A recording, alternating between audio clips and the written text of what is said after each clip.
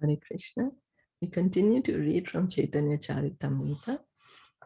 Jaya Jaya Shri Chaitanya, Jaya Nityananda, Jaya Advaita Chandra, Jaya Gaurabhata Vrinda.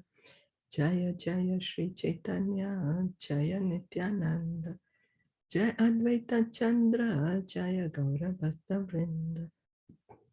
Jaya Jaya Shri Chaitanya, Jaya Nityananda, Jai Advaita Chandra, Jaya Gaura Bhakta Vrinda. So we are on Adi-Lila, chapter 5, where we are hearing about the glories of Lord Nityananda Balaram. We are on text 22. We have been reading the purport by Srila Prabhupada to this text. And this text is a verse from the Brahma Samhita, which Lord Brahma's prayers. I worship Govinda, the Primeval Lord, the first progenitor, who is tending cows, yielding all desires in abodes built with spiritual gems and surrounded by millions of purpose trees. Is always served with great reverence and affection by hundreds and thousands of goddesses of fortune. So we're going to continue with the purport.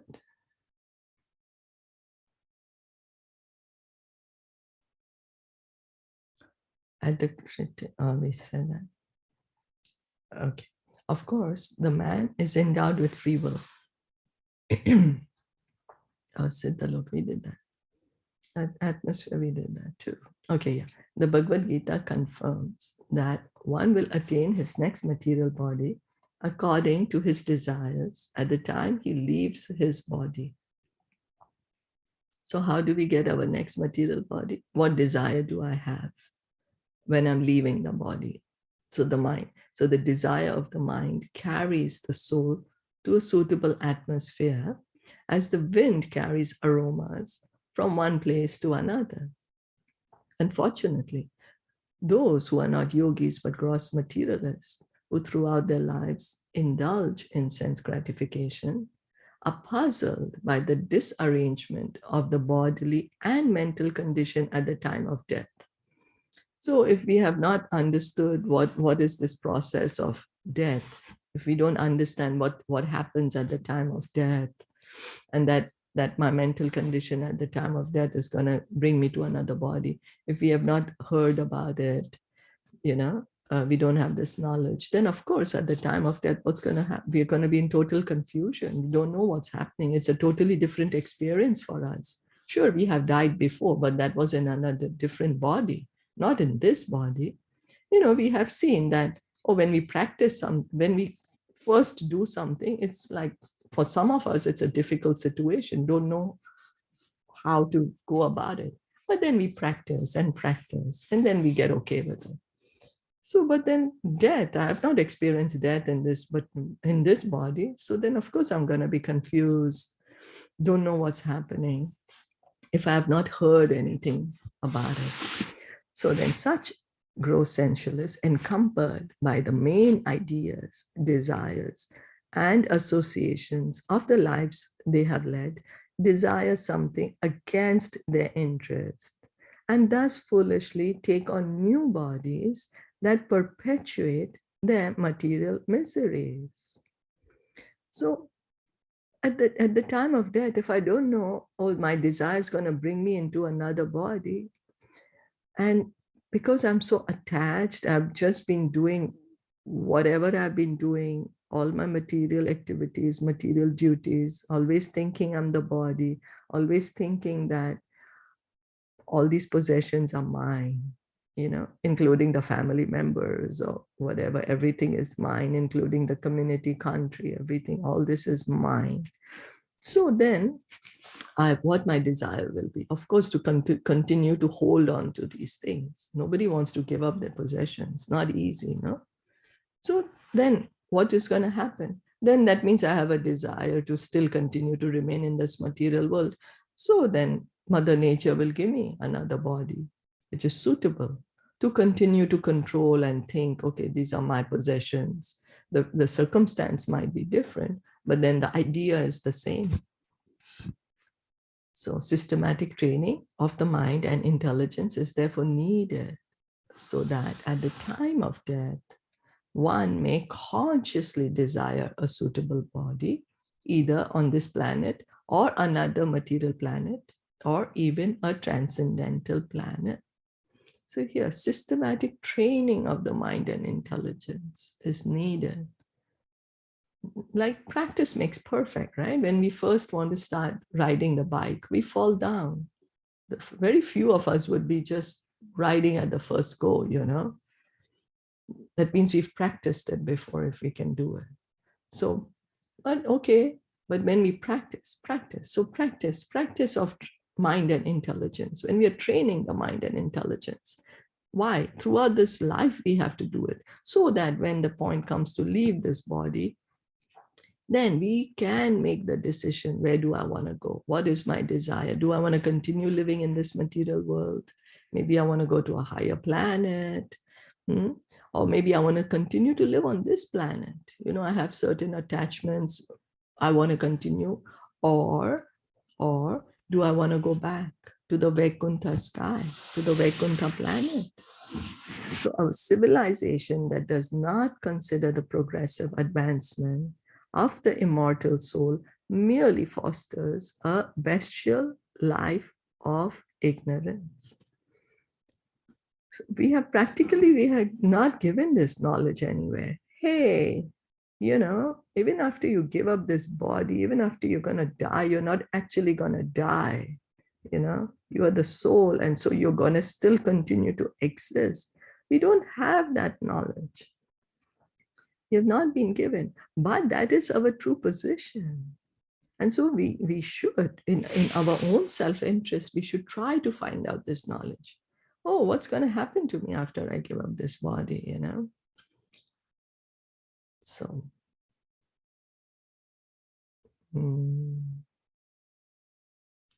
it is foolish to think that every soul that passes away goes to the same place. Either the soul goes to a place he desires at the time of death, or upon leaving his body, he is forced to accept a position according to his acts in his previous life. The difference between the materialist and the yogi is that a materialist cannot determine his next body, whereas a yogi can consciously attain a suitable body for enjoyment in the higher planets. So if we think, oh, that all the souls are going to the same place, here, Prabhupada is saying is a foolish idea. Why? Because each of us desires are different. Each of us level of consciousness is different. So what happens is the soul, after leaving the body, it's not that the soul vanishes, oh, no more, no soul anymore. No, the soul continues. And then he goes to a place where he desires, because he has practice. So a yogi has practice, so he can choose his next destination. And if a person has not practiced, then he's forced by Mother Nature to accept another body according to the karma and the desire, according to the qualification and the desire. Throughout the life, the gross materialist, so the difference between the materialist and the yogi is that the materialist cannot determine his next body, whereas a yogi can consciously attain a suitable body for enjoyment in the high planets. Throughout his life, the gross materialist, who is constantly after sense gratification, spends all day earning his livelihood to maintain his family. And at night, he wastes his energy in sex enjoyment, or else goes to sleep thinking about all he has done in the daytime. That is the monotonous life of the materialist. Although differently graded as businessmen, lawyers, politicians, professors, judges, coolies, pickpockets, laborers, and so on, materialists are all simply engage in what? In eating, sleeping, fearing, and sense gratification. and thus spoil their valuable lives pursuing luxury and neglecting to perfect their lives through spiritual realization. So we are thinking, okay, I'm a businessman, or I'm a politician, or I'm a lawyer, or whatever, I'm a housewife, I'm a child, I'm a student, whatever. And so I'm going to do whatever I need to do to the best of my ability so that I can enjoy this body. So does it mean that we shouldn't enjoy and we just meant to suffer or feel ourselves deprived of things? No, the idea is we should get the knowledge that, okay, all these different professions that we have is because we have to maintain the body. That's okay. But we are the soul. So what are we doing for the soul? So certain time and energy of ours also needs to be dedicated for the soul. Not that all the time and energy is gone to dedicate to maintain this body. So the yogis, however, they try to perfect their lives, and therefore the Bhagavad Gita enjoins that everyone should become a yogi.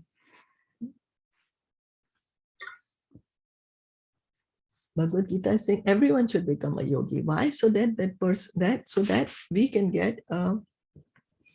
can make an informed decision at the time of leaving the body. As we say, oh, my future is very important. We all, oh, my future is very important. I have to work hard because it's for my future, or my children's future, my family's future, my country's future, my society's future.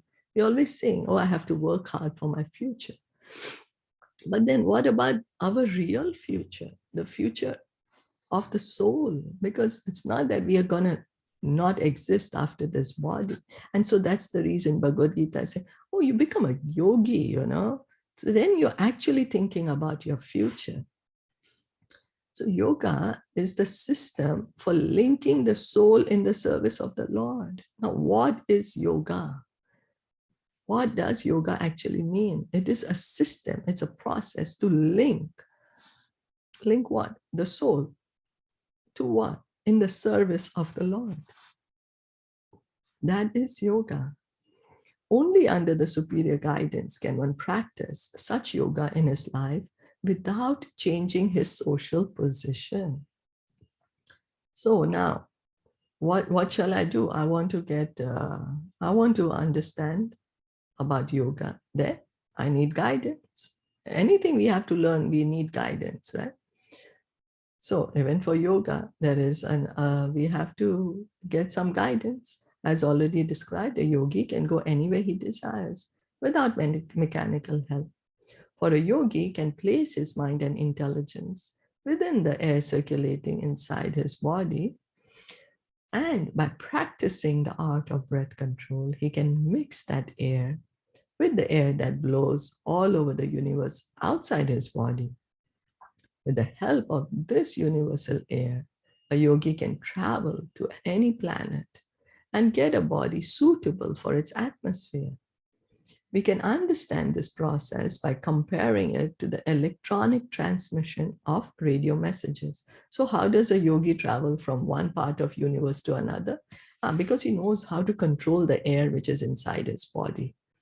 He knows how to do that, and he knows how to focus his mind and intelligence on this air which inside his body, and so that it can mix with the air which is outside. And with that air is everywhere, right? Everywhere in the universe. With that help, he can go anywhere he likes. So Prabhupada is saying we can understand this process by comparing it to the electronic transmission of radio messages. With radio transmitters, sound waves produced at a certain station can travel all over the earth in seconds. But sound is produced from the ethereal sky, and as already explained, subtler than the ethereal sky is the mind. So radio transmitters was earlier. We can say how television, something so far away, but the image can be seen in our house. How does this image travel? How does the sound travel? It's by manipulation of this. And now with the internet, it's all internet. And how are we doing it? So it is possible, right? We can see these things are possible. So sound is subtle. Sound is created because there is the space, the sky. But what is more subtle than the sky is the mind. And more subtle than the mind is the intelligence. Spirit is still finer than the intelligence. And by nature, it is completely different from matter. Thus, we can just imagine how quickly the spirit soul can travel through the universal atmosphere.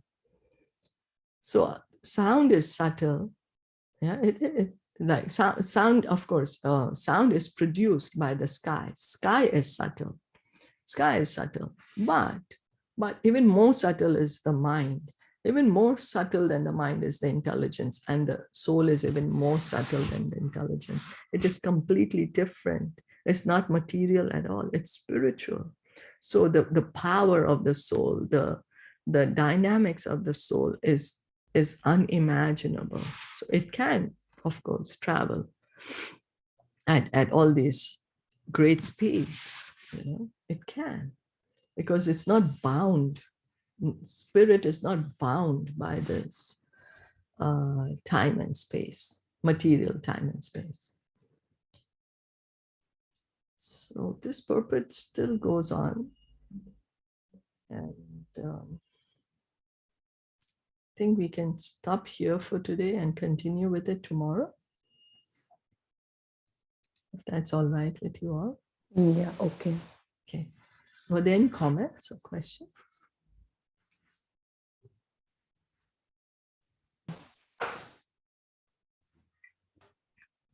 Okay, then we'll stop here for today. Shri Caitanya Caritamrita ki jai, Shri Bhagavad ki jai, Jai. Hari Bol, Hare Hare Krishna. Krishna.